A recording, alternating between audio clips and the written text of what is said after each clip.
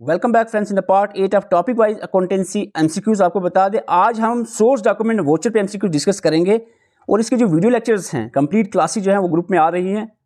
और अगर आप भी ग्रुप ज्वाइन करना चाह रहे हैं व्हाट्सएप नंबर आपके सामने है, इसका स्क्रीनशॉट लेकर FAA मैसेज करना है। आपने मैसेज करके FAA लिखना है, आपको ग्रुप में ऐड किया जाएगा। चार्जेस की बिल्कुल टेंशन नहीं है, फ्री ही समझो, जस्ट 150 रुपीज़ और प्लस जो है 39 बाद में एप्लीकेशन पे लगभग 190 टोटल खर्चा होगा। इसमें पूरी तैयारी बिल्कुल एग्जाम ओरिएंटेड तरीके से। और बहुत सारे स्टूडेंट पूछते हैं सर आप इकोनॉमिक स्टैटिस्टिक पढ़ाओगे? डेफिनेटली टाइम टेबल के हिसाब से हमारा फिलहाल जीके कंप्यूटर और अकाउंटेंसी कंप्लीट हो चुका है। अकाउंटेंसी की क्लासेस चल रही हैं लेकिन नोट्स हमने ऑलरेडी आपको ग्रुप में डाल दिए हैं।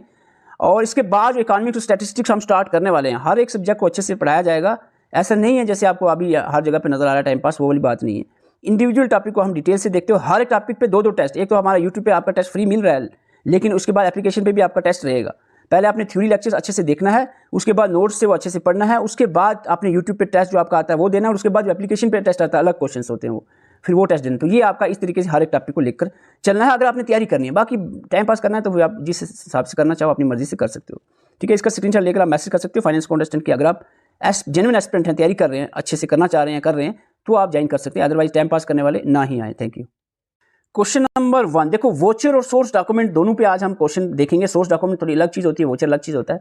Voucher is prepared for, voucher किसके लिए बनाया जाता है?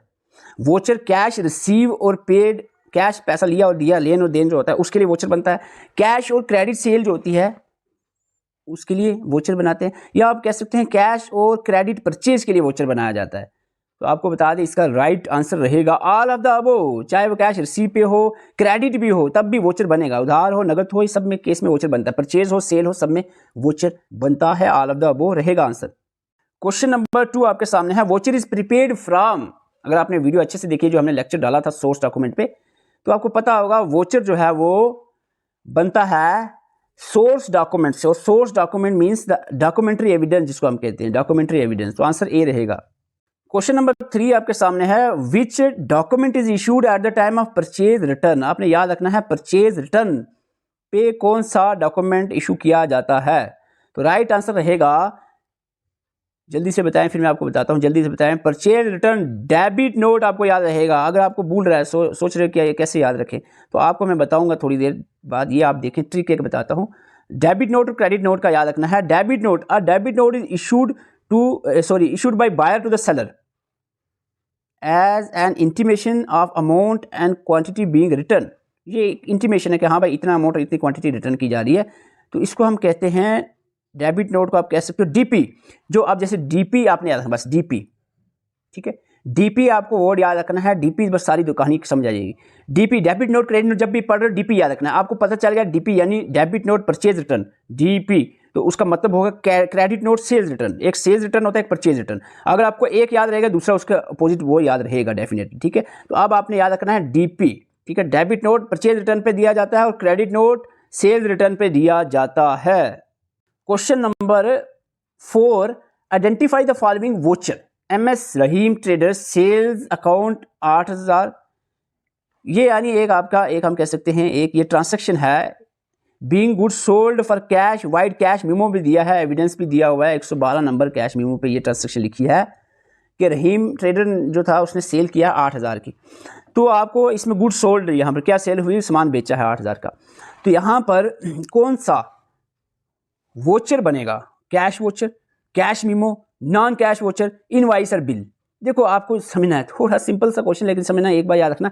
यहाँ वोचर बनाने की बात आए, कैश मीमो, इनवाइस, ये वोचर नहीं है, ये सोर्स डॉक्यूमेंट, डॉक्यूमेंट्री एविडेंस है, ये वोचर नहीं है। वोचर बाद में अकाउंटेंट बनाता है इनकी हेल्प से। यहाँ देखो कैश मीमो नंबर दिया है, इसकी हेल्प से वोचर बनेगा, कैश मीमो की हेल्प से कैश वोचर बनेगा। आंसर ए रहेगा। मुश्किल नहीं था क्वेश्चन, कंफ्यूजन के लिए रखा था ऐसा। क्वेश्चन नंबर 5 आपके सामने है, Suresh purchases goods worth 20,000 from Mahesh trader. पर सुरेश ने महेश ट्रेडर से 20,000 का सामान खरीदा। Payment be made after 2 month, payment 2 महीने के बाद देनी है। मतलब क्या हुआ, पेमेंट 2 महीने के बाद देंगे, मतलब उधार लिया, ठीक है, ठीक है। किसने लिया उधार? सुरेश ने महेश ट्रेडर से उधार लिया। आप मुझे बताओ करेक्ट स्टेटमेंट क्या रहेगी? सुरेश इशू क्रेडिट मीमो 20,000 का टू महेश ट्रेडर? नहीं, पहले तो महेश ट्रेडर ही बनाएगा जो बनाना है। Mahesh trader issue credit memo, credit memo या क्रेडिट नोट नहीं रहेगा यहाँ पर। Mahesh trader issue cash memo, of 20,000 to Suresh. देखो कैश मेमो तब होता है जब नगद की बात हो, यहाँ पर उधार की है, तो उधार के केस में इनवाइस में बिल बनता है। महेश ट्रेडर इशू इनवाइस और bill of 20,000 to the Suresh, तो आंसर सीधा सीधा डी आपका आंसर रहेगा।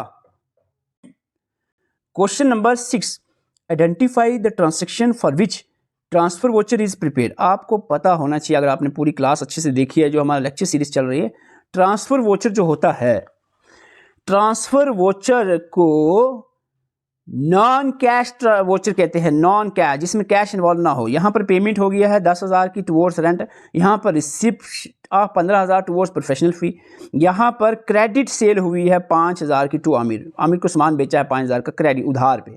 तो ये नॉन कैश जो ट्रांसेक्शन है वो आपका रहेगा सी। एक दो सिंपल से क्वेश्चन डाल रहा हूँ, उसके बाद थोड़े से आपको मैच द कॉलम टाइप भी क्वेश्चन आने वाले हैं। Question number 7, cash memo is prepared when goods are sold. Cash memo कब बनाते हैं? जब गुड्स बेचे जाएं उधार पे, बैंक के थ्रू, कैश पे या इंस्टॉलमेंट पे। तो कैश मेमो तभी बनेगा जब गुड्स कैश के अगेंस्ट बेचे जाएं। तो आप मुझे बताएं एक बिल्कुल बेसिक क्वेश्चन फिर से, which document is prepared when goods are sold on credit. उधार पे सामान बेचा जाए तो क्या चीज़ दी जाएगी? दुकानदार जब सामान बेचेगा उधार पे, कैश मेमो देगा, रिसिप्ट देगा, इनवाइस बिल देगा या पे इन स्लिप देगा। तो जब उधार पे चीज़ बेची जाए तो इसमें इनवाइस और बिल बनता है। Question number 9, the document issued by trader as a proof of payment received is called. Proof of payment receive, जो पेमेंट रिसीव कर ले उसका एक प्रूफ की तरह जो डॉक्यूमेंट बनता है उसको क्या कहते हैं? तो ये क्वेश्चन जेकेएसबी के द्वारा पूछा भी गया है और आपको बता दें इसको हम कहेंगे रिसिप्ट। अगर आपको समझ नहीं आ रहा है तो वीडियो लेक्चर्स इसी ग्रुप में आ रही हैं, यूट्यूब पे अवेलेबल नहीं है, ग्रुप में आप देख सकते हो। नोट्स आपको ऑलरेडी ग्रुप में मिल रहे हैं, पहले दिए हमने, उसका प्रिंट आपने निकाला है। नया स्टूडेंट जो भी ज्वाइन करेंगे उसको पहले ही प्रिंट निकाल लेना जब आपको मिलेंगे, तो उस पर सारी चीज़ें अच्छे से समझाई हुई हैं। Credit note is issued when, देखो मैंने समझाने के लिए अभी थोड़ी देर पहले आपको मैंने एक ट्रिक बताई थी क्रेडिट नोट डेबिट नोट को याद रखने के लिए। Credit note is issued by seller when, seller कब करेगा? जब क्रेडिट नोट, यहाँ पर देखो डेबिट नोट का आपने याद रखी होगी ट्रिक, डेबिट नोट की ट्रिक थी DP, debit note purchase return. तो क्रेडिट नोट उसके अपोजिट हो गया, कौन सा रिटर्न हो गया? Cell return. तो सेल रिटर्न का मतलब क्या हुआ? आपने सामान बेचा, सेल की यानी तो कस्टमर को हमने सामान बेचा तो कस्टमर वापस कर रहे हैं, इसको सेल रिटर्न कहेंगे, कस्टमर रिटर्न गुड्स। ठीक है, थोड़ा घुमाया है क्वेश्चन, कोई पहाड़ नहीं टूटेगा अगर आंसर कर दो आप। Customer return goods. Which document is use to deposit money into the bank. जब बैंक में पैसा जमा कराने कभी ना कभी आप गए ही होंगे, तो जो एक लंबी सी आप यहाँ से ऐसे पर्ची काटते हो जिसके दो पार्ट होते हैं, एक आपको मिल जाता है छोटे वाला पार्ट, बड़े वाला बैंक वाले खुद रख लेते हैं यहाँ से काट के। ठीक है, तो ये जो स्लिप होती है इसको क्या कहते हैं? दिस इज कॉल्ड एज पे इन स्लिप। देखो वोचर कौन बनाता है? वोचर कोई बिजनेसमैन, दुकानदार ये नहीं बनाते हैं, वो सोर्स डॉक्यूमेंट बनाते हैं। वोचर जो है, वोचर उन्हीं सोर्स डॉक्यूमेंट की हेल्प लेकर अकाउंटिंग में कैसे लिखा जाएगा उसको, वो सोर्स जो ट्रांजेक्शन होगी वोचर जिसके प्रूफ है आपके पास, उसके लिए वोचर बनता है। और ये जो है डिपार्टमेंट का जो अकाउंटेंट होगा, बाई अकाउंट डिपार्टमेंट जो है वो इसको बनाएगा वोचर को। लो जी, क्वेश्चन आप स्टेटमेंट वाइज आपके सामने रख दिया हमने ताकि आपकी प्रैक्टिस अच्छे से हो जाए। मैच द कॉलम, यहाँ पर क्वेश्चन है कॉलम ए, कॉलम बी दिया है cash memo, invoice, receipt, debit note, credit note, सब आपको मैंने समझा दिया है लेक्चर में, और आज थोड़ा बहुत एमसीक्यूज में भी आपने समझ लिया। अब जल्दी से बताएं जी, कैश मीमो बताओ जी। कैश मीमो होता है जनरली जो है हम कहते हैं प्रूफ ऑफ कैश सेल। जो ये किसका प्रूफ है? जो कैश सेल हुई है, पैसों से, जो पैसे की लेन की सेल हुई। इनवाइस क्या होता है? इनवाइस होता है जब इनवाइस होता है क्रेडिट सेल के लिए, उधार पे बिका सामान। रिसिप्ट होता है जब आपने किसी से उधार दिया था, पैसे लिए, तो वो उसको रिसिप्ट तो देंगे भाई, वो बंदा मांगे यार प्रूफ तो दो भाई, आपने पैसा ले लिया, रिसिप्ट कर लिया, रिसीव, तो रिसिप्ट दिया जाता है, payment, proof of payment. Debit note, credit note बताओ जी। DP debit note, purchase return, debit note, purchase return, बाकी दूसरा हो गया क्रेडिट नोट, सेल रिटर्न। तो ये आपका रहेगा ए का 2, ठीक है, बी का 1, सी का 3, डी का 5, तो आंसर बी रहेगा आपका। Okay, question number 14 again match the column type question है, जल्दी से आंसर करें। Credit voucher, debit voucher, non cash voucher, पे इन स्लिप, चेक, जल्दी से बताओ। पे इन स्लिप पता है पैसा जमा कराना है आपको, ठीक है, डिपॉजिट कैश, चेक एक बैंक ऑर्डर, ये भी यहाँ पर क्लियर है। Non cash voucher transfer voucher कहते हैं। अब क्या बचा आपका? Credit voucher cash received, debit voucher cash paid. यहाँ पर आपका बनता है आंसर आंसर क्या बनेगा? 1 का 2, ए का 2, बी का 1, सी का 4, डी का 3, तो आंसर आपका रहेगा सीधा सी। क्वेश्चन नंबर 15 आपके सामने है, again match the column type question. Source, document, voucher, cash memo, invoice, receipt. अभी इजी हो जाना चाहिए, फिर से प्रैक्टिस करा रहा हूँ आपकी। सोर्स डॉक्यूमेंट क्या होता है? सोर्स डॉक्यूमेंट जस्ट आप कह सकते हो, सोर्स डॉक्यूमेंट क्या होता है? प्रूफ ऑफ ट्रांसैक्शन, ट्रांसैक्शन हुई है उसका क्या प्रूफ है? सोर्स डॉक्यूमेंट, ठीक है। इनवाइस होता है आपका क्रेडिट सेल, और कैश मेमो होता है कैश सेल। वोचर क्या होता है? वोचर होता है आपका, वोचर, रिसिप्ट क्या होता है? रिसिप्ट होता है आपका प्रूफ ऑफ पेमेंट, और वोचर आपका हो गया सीधा इंटरनल जो डॉक्यूमेंट बनाते हो आप, ठीक है। तो आंसर इसका क्या रहेगा? ए का 2, बी का 1, बी का 1, तो आंसर आपका यही रहेगा। सी का 3 होना चाहिए, सी का, तो ये नहीं आपका आंसर आ रहा है, आपका आंसर आ रहा है सॉरी ये सी का 4, डी का 3, ओके यस। आपका आंसर क्या आएगा? आपका आंसर आएगा सी, ओके।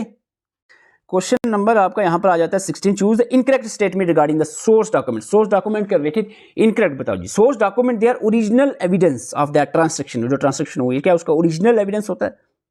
यस होता है। दे सपोर्ट द वोचर, क्या सोर्स डॉक्यूमेंट सपोर्ट करते हैं? वोचर बनाने में सपोर्ट करते हैं? यस, वही तो सोर्स डॉक्यूमेंट से ही तो बनाते हैं voucher. They are prepared by accountant, source document जो है वो अकाउंट डिपार्टमेंट बनाता है, ऐसी बात नहीं है। अकाउंट डिपार्टमेंट वोचर बनाता है, सोर्स डॉक्यूमेंट नहीं मिलता है। दे प्रूफ ऑफ ट्रांसैक्शन, आखिर ये बात सही है। तो आंसर रहेगा यहाँ पर सी, सोर्स डॉक्यूमेंट अकाउंट डिपार्टमेंट नहीं बनाता। ये तो वो जो बेचने वाले सेलर होते हैं या दुकानदार है या कोई भी वो बनाएगा। Question number 17। Choose the incorrect statement about the credit note. Credit note के बारे में बताना है। Credit note issued by seller, ठीक है। सेलर क्रेडिट नोट लिखेगा, किसको इशू करेगा? कस्टमर को, ठीक है। इंक्रीज कस्टमर बैलेंस, तो कस्टमर बैलेंस इंक्रीज नहीं इस केस में होगा। इशूड फॉर सेल्स रिटर्न, देखो ये जब भी क्रेडिट नोट डेबिट नोट कब बनता है? जब भी लेन देन उधार पे ही हुआ, ये बात याद रखना है, पहले इलेक्शन में बताया था आपको, ठीक है। बाद उधार पे ही हुए, क्रेडिट नोट डेबिट नोट उधार पे ही ट्रांजेक्शन हुई थी, तो वो उस केस में दिया जाता है, ठीक है। तो इसलिए ये इंक्रीज कस्टमर बैलेंस नहीं आएगा ये, ठीक है। कस्टमर बैलेंस को इंक्रीज नहीं किया जाएगा, रिड्यूस किया जाएगा। जो हमारे खाते में उसने पैसा देना था, अब उसने 100 रुपये का सामान लिया, 100 देना था, उसने 20 का सामान वापस दिया, तो हम 20 रुपये काटेंगे। वोचर, वोचर के रिलेटेड बताओ जी, वोचर के रिलेटेड क्या है?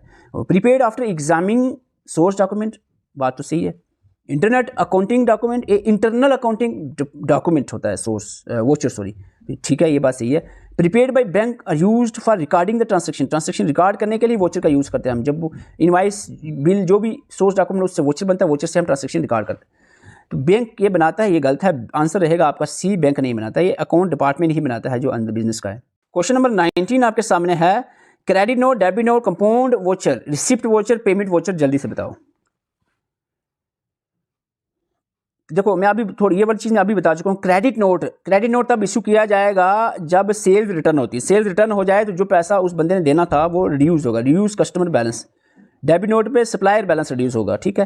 कंपाउंड, ये तो सीधा सीधा लिखा है, मल्टीपल डेबिट क्रेडिट हो तो कंपाउंड वोचर बनता है। Receipt, cash receive, payment voucher, cash paid, ठीक है। तो ये सीधा सीधा रहेगा, इसका आंसर होना सीधा सीधा ए रहेगा, okay. Question number 20। Which of the following transaction will be recorded using transfer voucher. Transfer voucher पता क्या है? बताओ। ट्रांसफर वोचर वही होता है भाई जो नॉन कैश ट्रांसफर वोचर हम किसको कहते हैं? Non cash. पेमेंट 8,000 की रमेश को बाई चेक, रिसीव 12,000 रुपये in cash from Mohan, purchase furniture worth 25,000 on credit from Sharma trader, deposit 5,000 cash into the bank. तो यहाँ पर आपका आंसर रहेगा सी, आंसर रहना चाहिए आपका सीधा सीधा, क्योंकि क्रेडिट पे लिया गया, कैश इन्वॉल्वमेंट नहीं है। यार वीडियो का रिस्पांस बहुत कम आ रहा है, आपको बता रहा हूँ। ये सीरीज़ मैंने कंटिन्यू नहीं करनी है अब यूट्यूब पे। अगर आप चाहते हो कंटिन्यू रहे एमसीक्यू सीरीज़ अकाउंटेंसी पे, तो एटलीस्ट वीडियो को लाइक सभी कर दें और कमेंट ज़रूर करें। जितने भी स्कोर है, ये नहीं 8, 7, 10 जो भी हैं स्कोर, आप कमेंट ज़रूर करें तो वीडियो का रीच बढ़ेगा। अदरवाइज़ फिर यूट्यूब पे ना डाली जाए, क्योंकि जो चैनल का इंप्रेशन ख़राब होता है। थोड़ा सा आप टेक्निकली समझे चीज़ को। अगर कम व्यूज़ किसी वीडियो पे आते हैं ना, तो फिर वो वीडियो चैनल डेड होता है, फिर अदर वीडियोज़ भी उस पर नहीं चलती हैं। तो इसलिए हमें, क्योंकि फाइनेंस असिस्टेंट के शायद कम एस्पिरेंट तैयारी कर रहे होंगे, तो इसलिए हमें वो क्लोज करना पड़ेगा। अगर आप चाहते हो कंटिन्यू रहे, यूट्यूब पे भी अवेलेबल रहे एमसीक्यू सीरीज़, तो वीडियो को लाइक सभी कर दें, ठीक है। और अगर मिलकर तैयारी करना चाहें हमारे साथ ग्रुप में आकर, बिल्कुल तरीके के साथ, बिल्कुल एग्जाम ओरिएंटेड वे में, तो आप इस व्हाट्सएप नंबर पे FAA लिख कर मैसेज कर दें तो आपको ग्रुप में ऐड किया जाएगा। Thank you for watching.